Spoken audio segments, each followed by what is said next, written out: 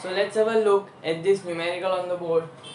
So it reads, the question is, in a double slit experiment, the angular width of a fringe is found to be 0.2 degrees. तो angular width हमारा angular width है, ये normal fringe width जो हमारा normal width है, जो x capital x है वो नहीं है, angular width है, ठीक है, on a screen placed 1 metre away. तो ये 1 मीटर का डिस्टेंस है किसके बीच में, जो दो स्लिट है और जो स्क्रीन है उसके बीच में. The wavelength of light used is 600 nanometers. The angular width of the fringe if entire experimental apparatus is immersed in water would be what?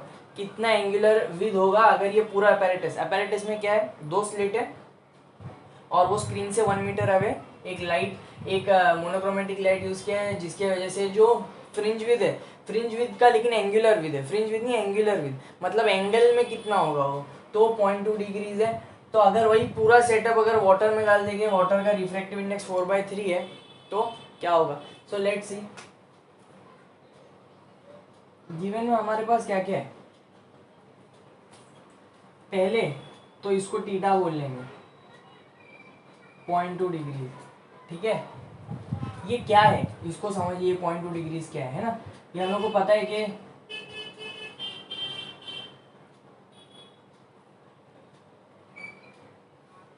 ये और ये स्क्रीन है, यहाँ से अगर एक वेव यहाँ पे आती है, ठीक है, मान लो यहाँ से और ये सेंटर पे आती है,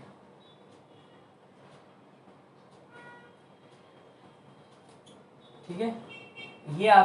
ये सोर्स S1 है, ये सोर्स S2 है, ये O है सेंटर वाला पॉइंट और ये P है, ठीक है. ऐसा कुछ है, सेंटर पे ब्राइट पॉइंट है, P कुछ भी हो सकता है. तो मान लो दो ब्राइट पॉइंट है, बैक टू बैक दो ब्राइट पॉइंट है, ठीक है, कंसेक्यूटिव ब्राइट पॉइंट, ठीक है, दो कंसेक्यूटिव ब्राइट पॉइंट आपके हैं. तो इनके बीच में जो डिस्टेंस होता है वो क्या होता है, कैपिटल एक्स, वो क्या होता है. और दो वेव ना यहाँ से आती है एक एंगल बना के, दो वेव्स आएगी, इस पॉइंट पे भी आएगी, दो वेव इस पॉइंट पे भी आएगी. सो अगर मैं इसको देखूं, इसके रिस्पेक्ट में ना, इसके रिस्पेक्ट में अगर मैं मेरे सेंट्रल, इसको सेंट्रल ब्राइट बैंड ले लेते हैं, इसको क्या ले लेता हूँ मैं, सेंट्रल ब्राइट. तो इसके रिस्पेक्ट में अगर मैं यहाँ पे एक लाइन क्रिएट करूँ और यहाँ से इस पर एक, तो ये वो एंगल है जो मेरे को एंगुलर सेपरेशन देगा. एक्चुअली यहाँ से या सेंटर से ये डिस्टेंस कम है, तो ये एंगल काफ़ी छोटा ही होगा. आप किधर से भी कहीं से भी लोगे, ये एंगल काफ़ी छोटा ही आने वाला है. सो ये है एंगुलर सेपरेशन. ये लीनियर सेपरेशन है, जो एक्स है वो लीनियर सेपरेशन है, जो एक्चुअल फ्रिंज विद है वो कैपिटल एक्स है. लेकिन जो एंगुलर विद है, मतलब कितना एंगल कवर हो रहा है इन दोनों बैंड्स के बीच में, कितना एंगल कवर हो रहा है. तो मुझे ये मालूम है ये डिस्टेंस कितना होता है, डी होता है. कितना होता है, डी होता है. और ये थीटा है और ये एक्स है, ठीक है. सो ये मुझे दिया गया हुआ डेटा है. अगर अभी गिवन में सेकंड क्या है, ठीक. सो ये जो थीटा है ना वो कितना दिया मेरे को, 0.2 डिग्रीज दिया हुआ है, ठीक है. अब ये थीटा जो है इसको ले लो, मान लो ये एयर में कंसिडर कर लो, या इसको ऐसा ही रहने दो, थीटा ही रहने दो. और दूसरा वेवलेंथ दिया है लैम्डा, वो कितना दिया है, 600 नैनोमीटर. और दिया है कैपिटल डिस्टेंस डी 1 मीटर, ठीक है.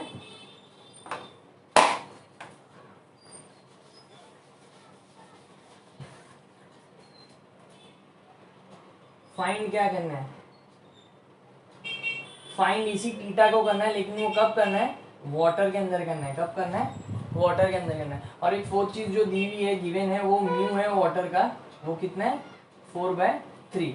वाटर का रिफ्रैक्टिव इंडेक्स दिया हुआ है. अभी इसको फाइंड करना है. फॉर्मूला क्या होगा,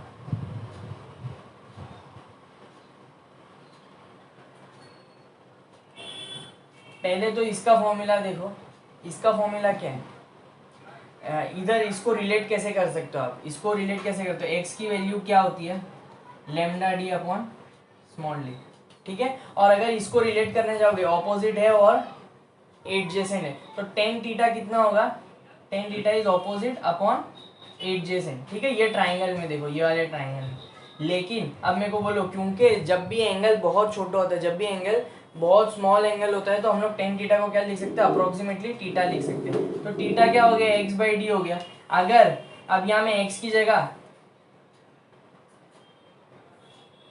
डी इंटू टीटा लिखूँ तो इन दोनों के हिसाब से, ये दोनों के हिसाब से D theta will be equal to lambda D upon D, D D cancel हो जाएगा, therefore theta will be equal to lambda upon small D, theta will be equal to lambda upon small D, very important, theta is equal to lambda upon small D. अभी क्योंकि हमको है ना यहाँ पे दो रिलेशन है, पहले एयर में था और बाद में वाटर में है, तो सोचने वाली और सिंपल सी बात है, जब भी एयर से पूरा चीज़ वाटर में चली गई, क्या चीज़ चेंज क्या होगी, सोचो, ये डिस्टेंस बदला क्या इन दोनों के बीच में, डिस्टेंस डी नहीं बदला, स्मॉल डी बदला नहीं बदला, क्या बदला, इन तीनों में से क्या बदला, ये कैपिटल डी नहीं बदला, स्मॉल डी नहीं बदला, क्योंकि हमारा ये चेंज हुआ है, देखो कैपिटल एक्स भी चेंज हुआ है, देखो अगर एंगुलर सेपरेशन चेंज हुआ मतलब फ्रिंज विड्थ भी चेंज हुई है, तो कैपिटल एक्स तो चेंज हुआ है, तभी वो एंगल भी चेंज हुआ है ना, जिसको हमको फाइंड करना है। सो बेसिकली कैपिटल एक्स या वो एंगुलर विड्थ चेंज हुई है, तो उसको चेंज होने का एक ही रीजन है कि लैम्डा चेंज होगा, क्यों, क्योंकि लाइट का जो वेलोसिटी है और लाइट का जो वेवलेंथ है दूसरे मीडियम में जाके वो चेंज हो जाएगा, दूसरे मीडियम में जाके वो चेंज हो जाएगा, तो वेवलेंथ चेंज हुआ है किसके बेसिस पे, रिफ्रैक्टिव इंडेक्स के बेसिस पे। तो हमारे पास क्या रिलेशन है कि डी, तो हमारे पास रिलेशन क्या बना कि lambda is directly proportional to theta is directly proportional to lambda, क्या रिलेशन बना, theta is directly proportional to lambda, ठीक है।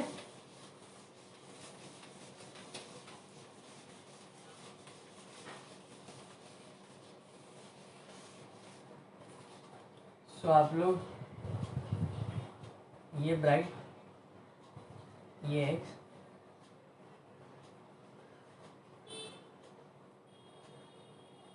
ये टीटा, ये डी, ठीक है। सो इस हिसाब से आपका जो फॉर्मूला है, आप कौन से फॉर्मूले इसमें यूज करने वाले हो, x is lambda D upon D, ये एक, दूसरा आप क्या यूज करने वाले हो कि टीटा इज इक्वल टू, ये कैपिटल एक्स है, ठीक है, theta is equal to X upon D, आप ये भी इस चीज को भी क्या करने वाले हो, यूज करने वाले हो, ठीक है, आपके फॉर्मूले में। तो फिर आई होप हम लोगों को ये पार्ट समझा है। अभी हम लोग सोल्यूशन पे चले जाते हैं, अभी हम लोग सोल्यूशन पे जाते हैं, सोल्यूशन में यहाँ से स्टार्ट कर रहा हूँ। सोल्यूशन में using these two formulas lambda d upon d will be equal to x upon, sorry x is what, d theta, d into theta, d cancel हो गया, therefore lambda is equal to d into theta, ठीक है। Case one क्या है आपका, case one आपका क्या है, इन मीडियम वन कुछ भी हो सकता है, हम लोग एयर कंसिडर कर रहे हैं, ठीक है, lambda air will be equal to D into theta air consider करो या मत करो, इसको रहने दो ऐसे, ठीक है, इसको ऐसे ही रहने दो। Case two, in water lambda water will be equal to D change हुआ नहीं हुआ, और ये टीटा वाटर, ये हमको फाइंड करना है, ये हमारे पास है, ये मिल सकता है क्या, इसको ढूंढना है, ठीक है।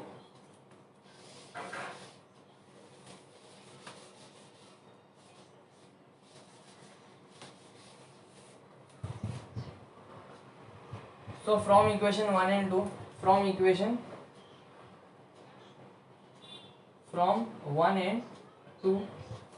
and 2 आपको क्या मिल गया, lambda upon lambda W is equal to theta upon theta W. अब मेरे को टीटा डब्ल्यू चाहिए, मेरे को क्या फाइंड करना है, लेमडा डब्ल्यू इंटू टीटा।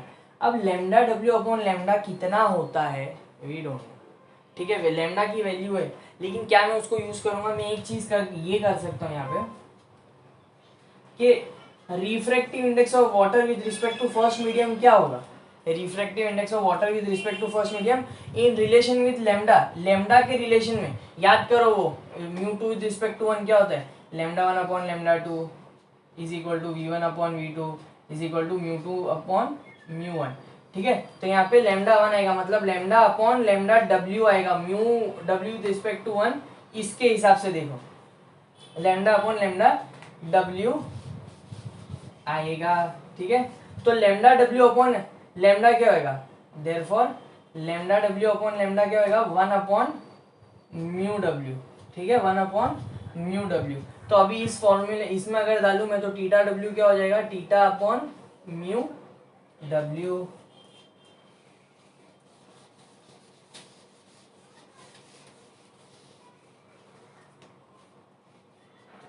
ठीक है। सो टीटा डब्ल्यू क्या हो जाएगा, टीटा की वैल्यू क्या है, टीटा की वैल्यू 0.2 है, डिग्रीज है, हमारा फाइनल आंसर भी डिग्री में आएगा। 4/3, तो 3 से मल्टीप्लाई करता हूँ अगर 2 को तो, और 4 से डिवाइड करता हूँ, ठीक है।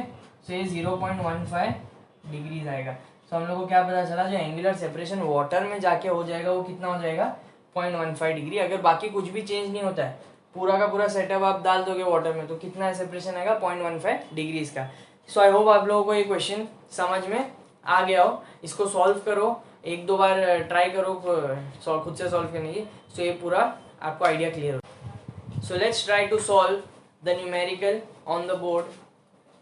Question is, in Young's double slit experiment, one of the slit is wider than the other, so that the amplitude of the light from slit is double that from the other slit. मतलब एक slit का size दूसरे slit से बड़ा, इसीलिए एक slit का जो एम्पलीट्यूड है वो डबल रहेगा दूसरे स्लिट से, ठीक है। If I am be the maximum intensity, अब मैक्सिमम इंटेंसिटी मतलब यहाँ पे दो ये स्लिट है S1 S2, इसका एम्पलीट्यूड मान लो A, इसका एम्पलीट्यूड मान लो 2 है अभी के लिए, तो ये डबल एम्पलीट्यूड है, ये इसका इससे इसका एम्पलीट्यूड डबल है। तो जहां भी है ना, जो भी एक जो सबसे ब्राइटेस्ट पॉइंट आएगा ना, उसका इंटेंसिटी क्या बोल दिया गया है, IM, उसका इंटेंसिटी जो ब्राइटेस्ट पॉइंट है, ठीक है। तो what would be the resultant intensity when they interfere at phase difference of 5। मतलब मान लो ये दो पॉइंट है, यहाँ पे आ रहे, ये दो वेव है, ये इस पॉइंट पे मीट कर रहे, ठीक है, ये पॉइंट P पे मीट कर रहे, तो इनके बीच में जो फेज डिफरेंस है अगर 5 है, तो ये P का जो इंटेंसिटी है वो कितना रहेगा with respect to IM, with respect to IM। तो हम लोगों को है ना रिलेशंस पता होनी चाहिए। रिलेशंस कौन से यूज करेंगे हम लोग। पहला रिलेशन क्या है हम लोगों का, कि intensity is directly proportional to amplitude का स्क्वायर। उसी एम्पलीट्यूड जो रिजल्टेंट एम्पलीट्यूड रहता है, रिजल्टेंट एम्पलीट्यूड AR जो होगा वो क्या होता है, under root A1 square plus A2 square plus 2A1 A2 cos theta, है ना। अभी फिलहाल एक रिलेशन देख रहे हैं। और इंटेंसिटी जो रहती है इसी I का IR जो रहता है रिजल्टेंट इंटेंसिटी, वो क्या रहता है, I1 plus I2 plus 2 root I1 I2 cos theta. अब बोलोगे ये कैसा आया, तो ये इसी के वजह से आया, ये इस रिलेशन की वजह से ये जो चीज है वो ये बनी है ना, राइट, हम लोगों ने देखा ये। सो उस हिसाब से अब हम लोग एक एक करके गिवन डेटा पे आते हैं। लेट A1 भी A, A2 भी 2 है, ठीक है, ये दिया हुआ है, इतनी चीज इतना डेटा हमारे पास है, और इसी डेटा को यूज करके हम लोगों को सोल्यूशन आगे लेके जाना है। तो पहले तो है ना IM तक जाना है, सारा कुछ रिलेशन IM में चाहिए। तो पहले I1 I2 के बीच का रिलेशन क्या है, इस फॉर्मूले के हिसाब से I1 is directly proportional to A1 का square, I2 is directly proportional to A2 का square. So I1 upon I2 will be equal to A1 upon A2 का होल स्क्वायर, और A1 कितना है, A है, A2 2A है, इसका whole square जब आएगा मुझे 1/4 मिलेगा। तो मुझे क्या पता चला, I2 कितना है, 4I1 है, I2 कितना है, 4I1 है, ठीक है। I2 कितना आ गया मेरे पास, 4I1। अभी मैक्सिमम इंटेंसिटी का कॉन्सेप्ट हम लोग को पता है। मैक्सिमम इंटेंसिटी कब मिलेगी मुझे IM, जब मेरा ये जो थीटा है cos थीटा की वैल्यू 1 होगी, तभी मुझे रिजल्टेंट इंटेंसिटी जो मिलती है मैक्सिमम मिलेगी। तो वो टाइम पे I1 plus I2 plus 2 root I1 I2 ये 1 होगा, ये वैल्यू जो है cos थीटा का 1 होगा, तभी तो ये मैक्सिमम होगा, ठीक है। तो उस हिसाब से अगर I2 के जगह मैं 4I1 डालूं, ये I1 है, ये 4I1 है, ये 2, ये I1 है, 4I1, ठीक है, ये 5I1 हो गया, ये 2 है। देखो ये 4I1 का स्क्वायर है, 4I1 का स्क्वायर है, तो ये क्या बन जाएगा 5i1 बनेगा, प्लस 2 बाहर है और ये 2i1 आया, सो ये 4i1 हो गया, ये 5 + 4 9, तो ये 9i1 हो गया। मतलब im का रिलेशन i1 के साथ आ गया और i2 का रिलेशन i1 के साथ आ गया, मतलब सब इंटरलिंक बराबर से हमने कर दिया।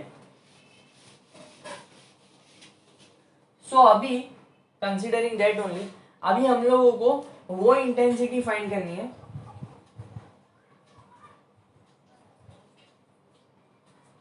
वो रिजल्टेंट इंटेंसिटी फाइंड करनी है जो ये दो वेव ही है, मतलब एक का इंटेंसिटी i1 है, दूसरे का इंटेंसिटी i2 है, बट उनमें फेज डिफरेंस फिलहाल कितना है। अच्छा im के लिए फेज डिफरेंस अलग था, ये अभी कोई और फेज डिफरेंस है, उसका मेरे को इंटेंसिटी निकालना है, मगर किसके रिस्पेक्ट में निकालना है, im के, मतलब वो पूरा रिलेशन im के इसमें आ जाना चाहिए। सो IL कितना होता है i1 i2 + 2 root i1 i2 cos 5, ठीक है। तो ये जो रिजल्टेंट रहेगा ये i1, मेरे को सब कुछ im के चाहिए, im के इसमें चाहिए, तो इसके im की जगह क्या लिख सकता हूँ 1/9 im। i2 की जगह क्या लिखूंगा, i2 की जगह 4i1 लिख सकता हूँ, क्या लिख सकता हूँ 4i1, और i1 की जगह फिर से क्या लिख सकता हूँ 1/9 im + 2 रूट ले लो, रूट में 1/9 im इंटू ये i2 है पूरा, तो 4 × 1/9 im इंटू cos 5, ये 1/9 im + 4/9 im + 2। अब ये रूट है, रूट में से क्या क्या निकला 9 9, एक बार ना 9 निकल गया, ये 4 है तो रूट में से 2 निकला, im का स्क्वायर है तो im निकला, और ये किससे मल्टीप्लाइड है cos 5 से, ये किससे मल्टीप्लाइड है cos 5 से। आई होप आप लोग पॉज करके एक बुक में नोट कर रहे हो सारी चीज़ें टाइमली। अब ये 1/9 im + 4im/9, वापिस 4im है, 4im/9 cos 5। अब ये 1/9 im को रहने देते हैं, यहाँ देखो 4/9 im है ना, पूरी तरीके से कॉमन आ रहा है, 1 + cos 5। अच्छा ये 1 + cos 5 मैथ्स में, मैथमेटिक्स ट्रिग्नोमेट्री, थोड़ा दिमाग लगाओ, ये क्या होता है 2 cos square 5/2, क्या होता है 2 cos square 5/2, सो ये क्या बना 1/9 im + 8/9 im cos square 5/2। Common क्या क्या है, im/9 कॉमन है, im/9 कॉमन है, बचा क्या ब्रैकेट में 1 + 8 cos square 5/2। तो ये इसका सल्यूशन है, resultant intensity with in relation with im, ठीक है। सो आई होप आप लोगों को ये न्यूमेरिकल जो इंटेंसिटी डिस्ट्रीब्यूशन पे बेस्ड था वो आपको समझ में आया हो। ऐसे न्यूमेरिकल इंटेंसिटी डिस्ट्रीब्यूशन पे और भी है, सो आप खुद से ट्राई करो, और डाउट हो तो you can ask me. So basically board पे आप लोग 2 क्वेश्चंस देख सक रहे हो, so try to solve these questions. I will read out these questions. The first one is in Young's double slit experiment the slits are horizontal. Normally हमारी slits vertical होती है, ठीक है, एक के नीचे एक। यहाँ पे आप लोग देख रहे हो स्लिट्स हॉरिजॉन्टल रखी हुई है, तो S1 और S2 दोनों स्लिट है हमारी, ठीक है, और हॉरिजॉन्टल है। The intensity at point P as shown in figure is 3/4 I0। मतलब जो इंटेंसिटी पॉइंट P पे है वो 3/4 I0 है, where I0 is the maximum intensity. I0 maximum intensity, इसका मतलब क्या है, जो भी सबसे ज़्यादा ब्राइट पॉइंट होने वाला है ना उसका इंटेंसिटी I0 है, तो उसके मुकाबले में जो P है ना उसका जो इंटेंसिटी है उसका वैल्यू 3/4 I0 है। Then find the value of theta.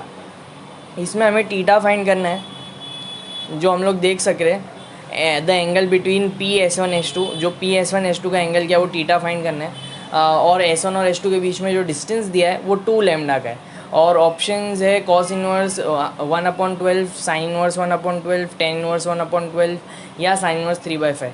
So basically यहाँ पे हाँ एक हिंट जैसा यही है कि हम लोग जहाँ पे पार्ट डिफरेंस को कैलकुलेट करने की कोशिश करेंगे। पार्ट डिफरेंस क्या होगा, क्योंकि मुझे टीटा चाहिए तो मैं पार्ट डिफरेंस कैलकुलेट करने की कोशिश करूँगा, फिर पार्ट डिफरेंस से फेज डिफरेंस को लिंक करूँगा और वैसे करके मैं सॉल्यूशन ट्राई करूँगा, क्योंकि मुझे टीटा चाहिए।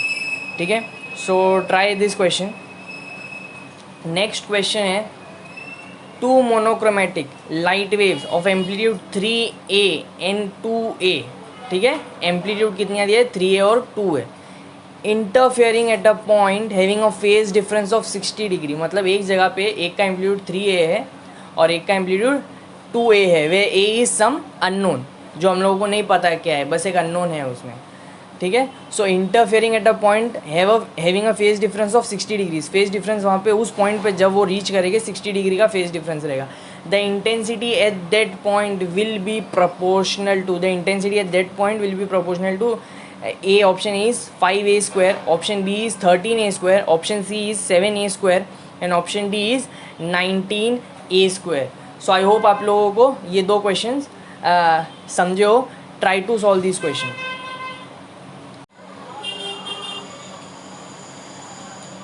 सो और दो क्वेश्चंस है आप लोगों के लिए ट्राई करने के लिए।